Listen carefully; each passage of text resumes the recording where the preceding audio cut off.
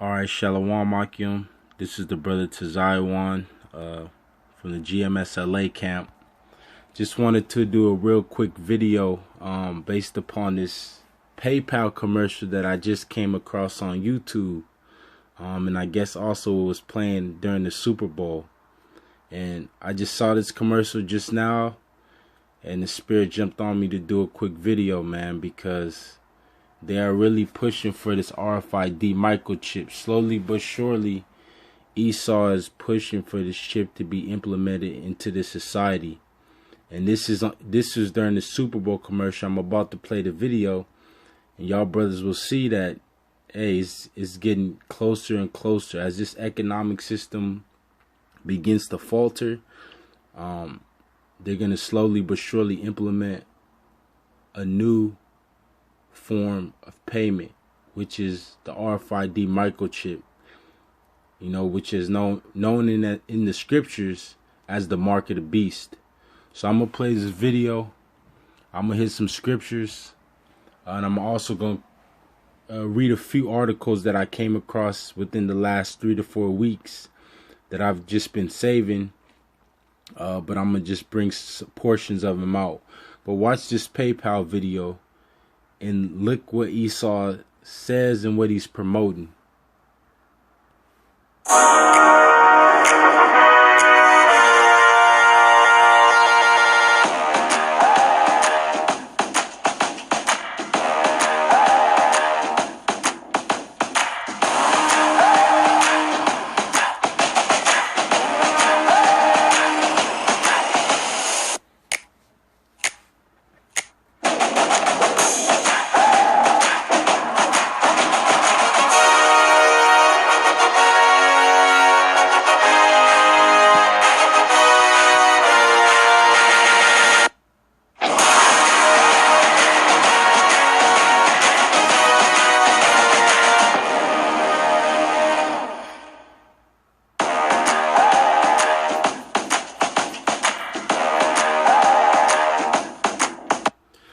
So that's the new commercial that PayPal came out with.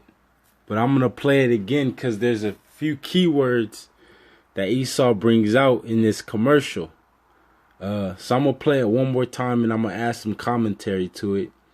Obviously, it says new money, which again, we know that's going to be a cashless society with the RFID chip.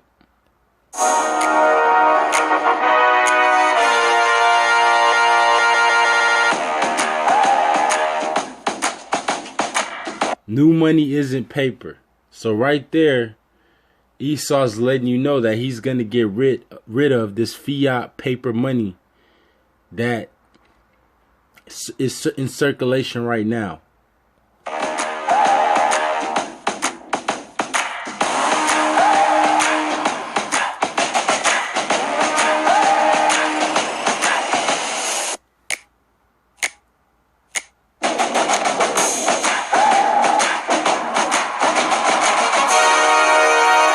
Old money is these people. And what does he show these, these people in past history that are on these different currency notes? Old money is these people. New money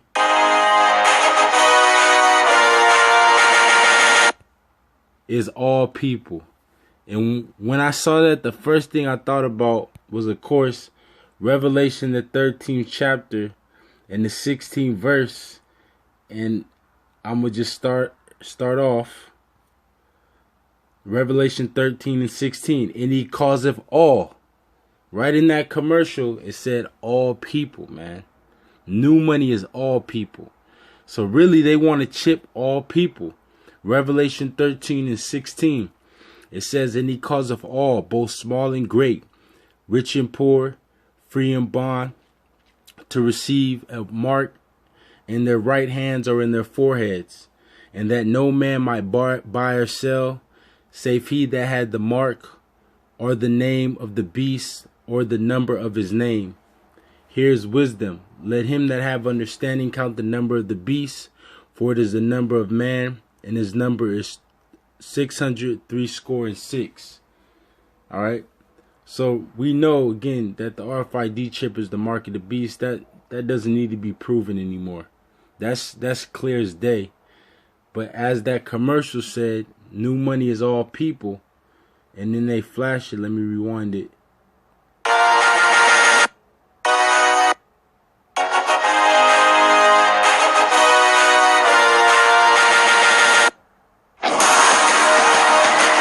New money is all people, move over old money.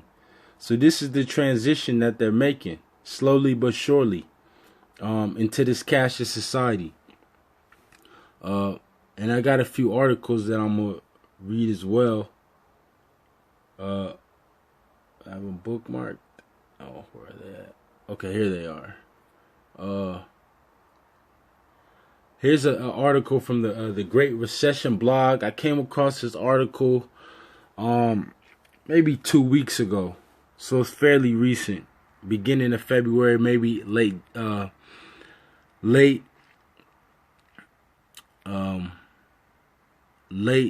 January. But I'm just gonna read the headlines because this article contains different articles within it. So I'm going to just read, quick headlines, maybe pick out a few sentences here and there.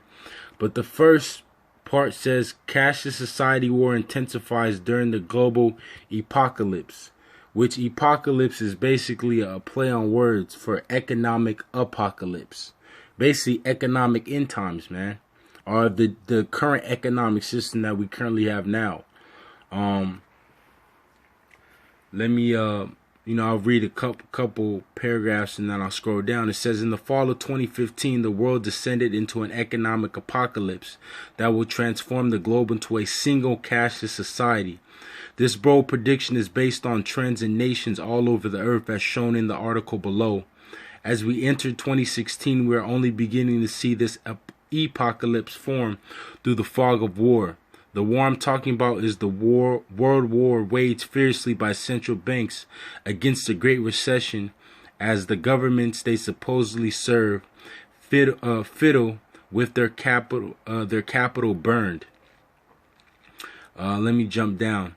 It says the apocalypse that I've been describing in the series will overcome the resistance during 2016 and 2017.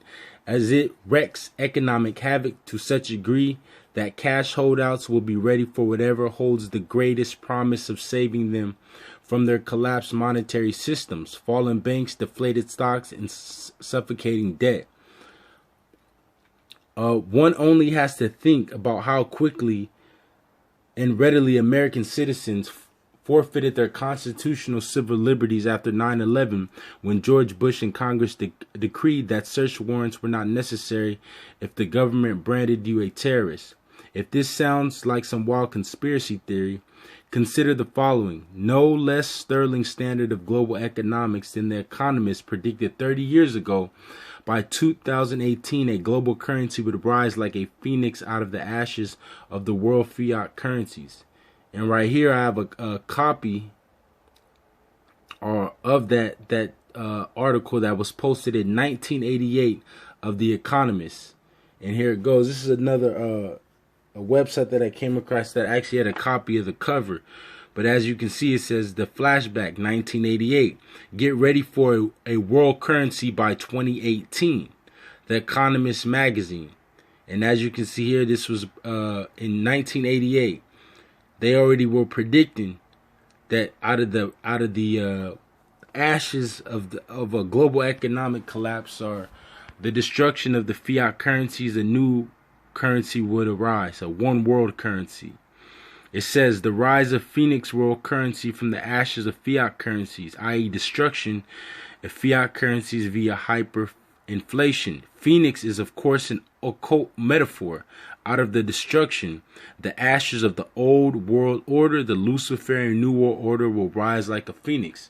And remember, in that PayPal commercial, they kept talking about old and new, old and new. So that was a straight occultic messages right in that commercial, man. And it was esoteric, which means amongst the few. So it was hidden, and amongst the few knew what it really meant. Who were the few? of course, these wicked elites and the lesser luminaries and us brothers in the truth, man, we also know the esoteric messages that are being pushed, you know? And this article, obviously, as I'm scrolling down, you know, this article covers what was said in 1988, you know? You know what? I'll read just a little bit of it. This says 30 years from now, Americans, Japanese, Europeans, and people in many other rich countries and some relatively poor ones will probably be paying for their shopping with the same currency. Prices will not be quoted in dollars, yen, or D-marks, which is German Deutschmarks, but in, let's say, the Phoenix, or whatever name they're going to give this, try to give this digital currency. The Phoenix will be favored by companies and shoppers because it will be more convenient than today's national currencies. Was not that something that they just pushed in the PayPal commercial? How old money is inconvenient and how the new money is way more convenient? Which by then will seem a quaint cause of much disruption of economic life in the last 20th century. At the beginning of 1988, this appears an outlandish prediction. Proposals for eventual monetary union proliferated 5 and 10 years ago, but they have hardly envisaged the setbacks of 1987. The governments of the big economies tried to move an inch or two towards a more managed system of exchange rates, a logical preliminary, it might seem, to radical monetary reform. For the lack of cooperation in their underlying economic policies, they plunged it horribly and provoked the rise in interest rates that brought on stock market crash of October, which that was one of the major stock market crashes, the crash of 87. Then you had 2001, the dot-com bubble. Then you had the last one, 2008, and now we're entering the new one, 2016, 2017. That's what everybody's predicting as the next great crash. It says these events have chastened exchange rate reformers. The market crash taught them that the pretense of policy cooperation can be worse than nothing, and that until real cooperation is feasible, further attempts to pay currencies will flounder. I'm not going to read this, you know, but, you know, y'all brothers can go to this. I'll put the links in the description box of every article so you brothers can go through and read them. But it's good articles to read. Going back here to the Great Recession blog. I'm just gonna scroll down to some different headlines that the article shows. China charts course to become a cashless society. This was on ZeroHedge.com. So you got one of the world's major economies in China pushing for a cashless society. You know, scroll down to another one. Norway jumps into cashless society war with both feet.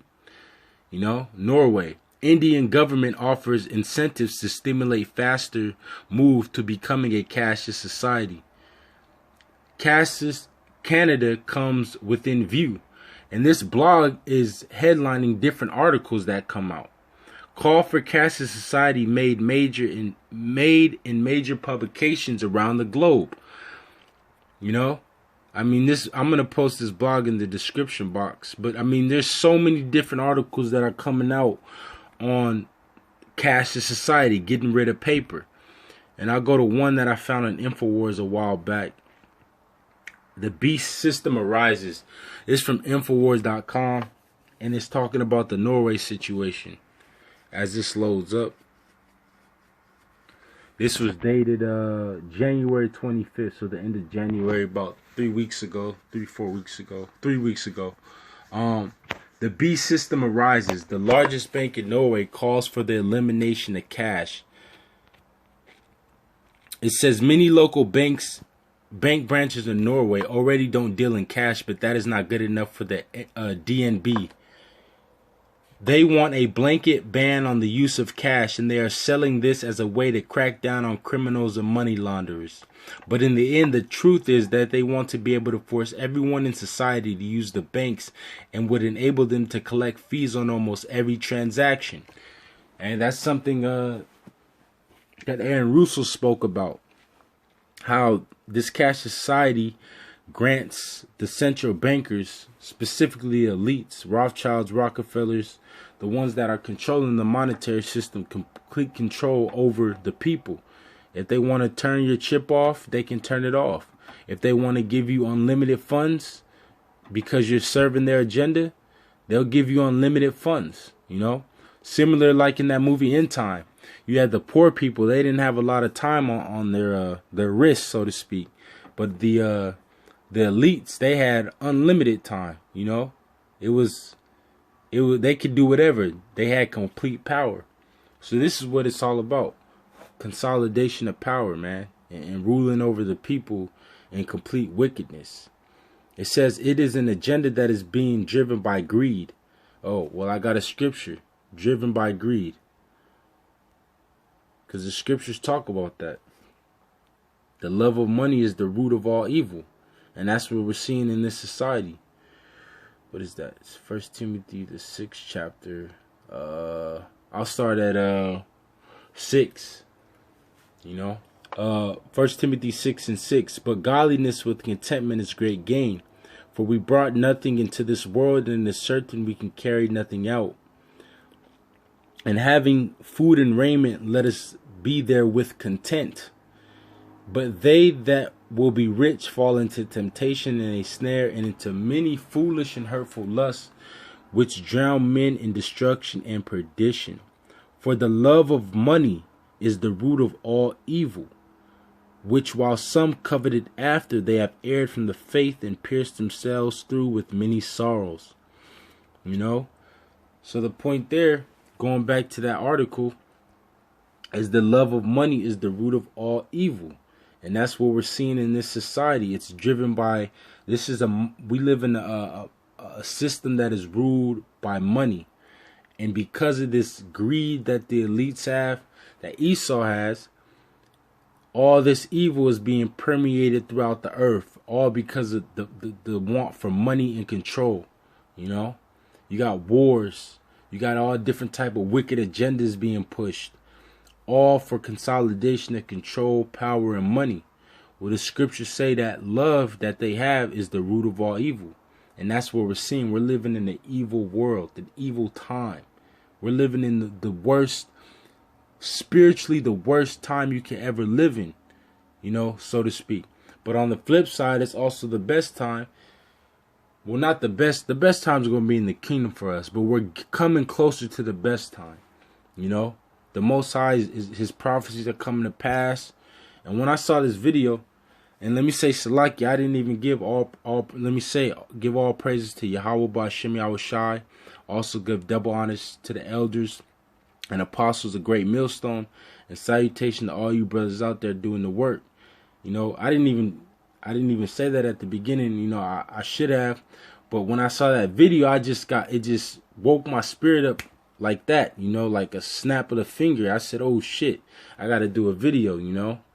And so I missed that, but Salakia, you know, because I do want to give, you know, the Most High all the praises for you know, all the brothers, the elders, the apostles, for keeping us in this truth, for waking us up, you know, for giving us the spirit to even see these things.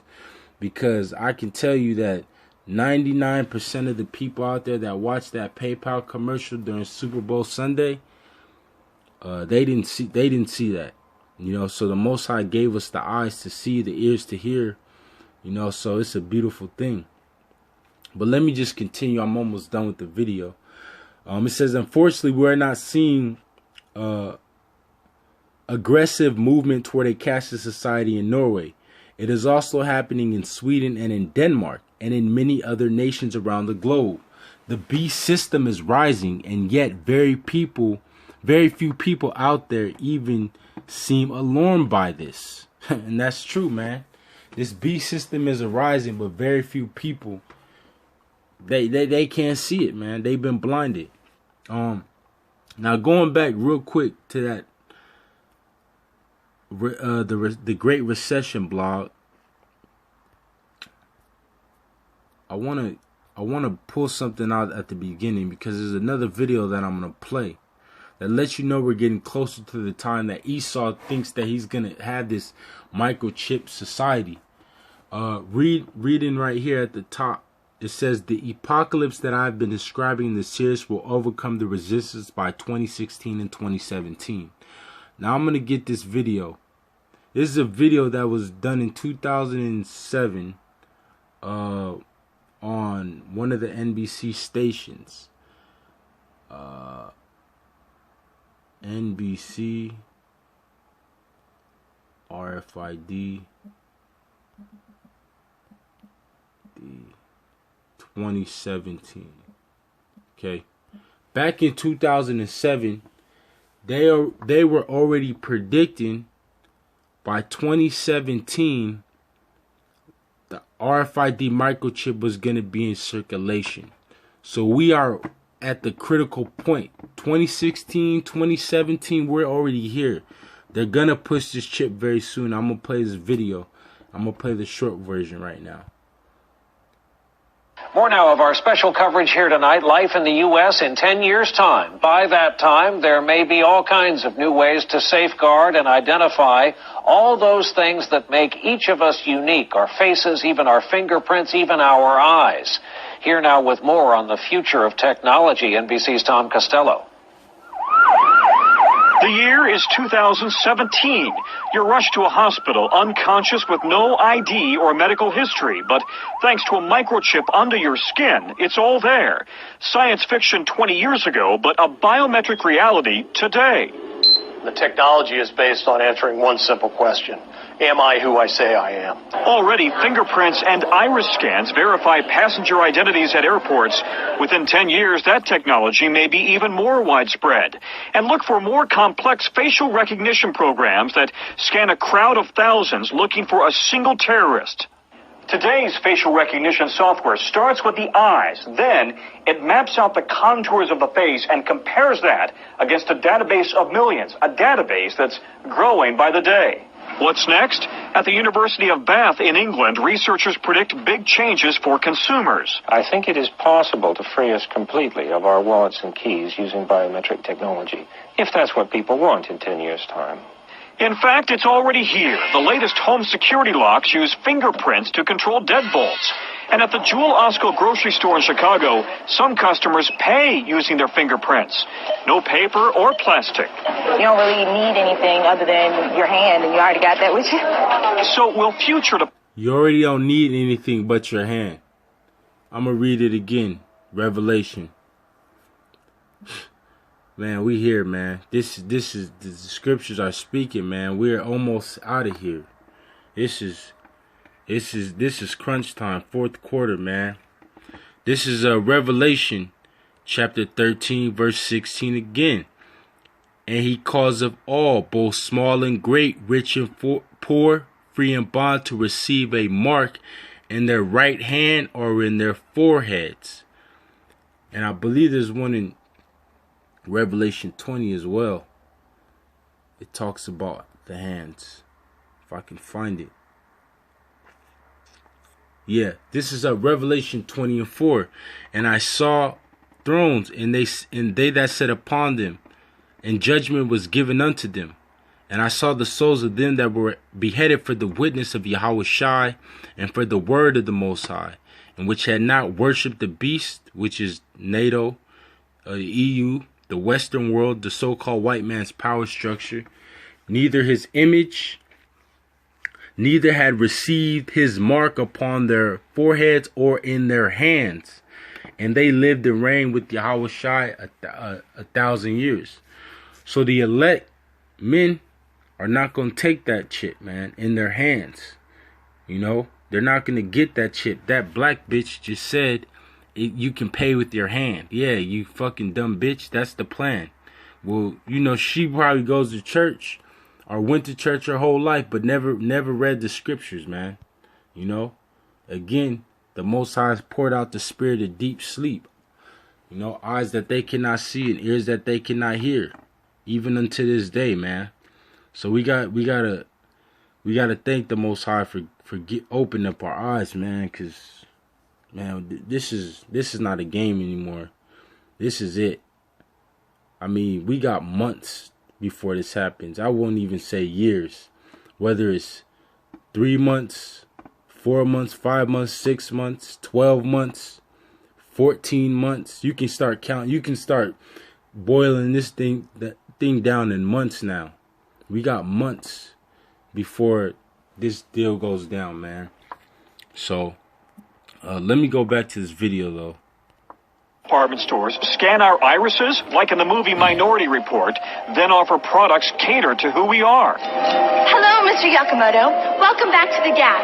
Experts say that technology is here now. The challenge is to safeguard our privacy in a brave new world.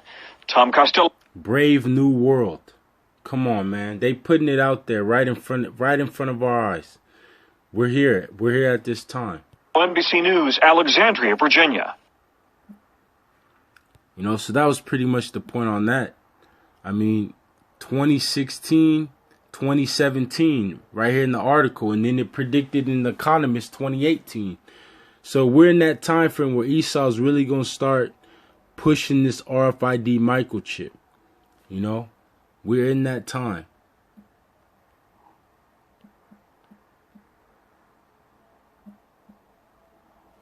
We're in that time. This is the new form of currency that'll be out very soon. The RFID microchip right there, coming up straight on Google, says Mark of the Beast with the scriptures. You know? So, with that, Akim, again, want to give all praises to Yahawah Shem Yahawashi. Double honors to the apostles and elders of Greatmillstone. Also want to give salutation to all you brothers out there doing this work in truth and sincerity. Shalom. Stay strong. We almost out of here, man. Shalom.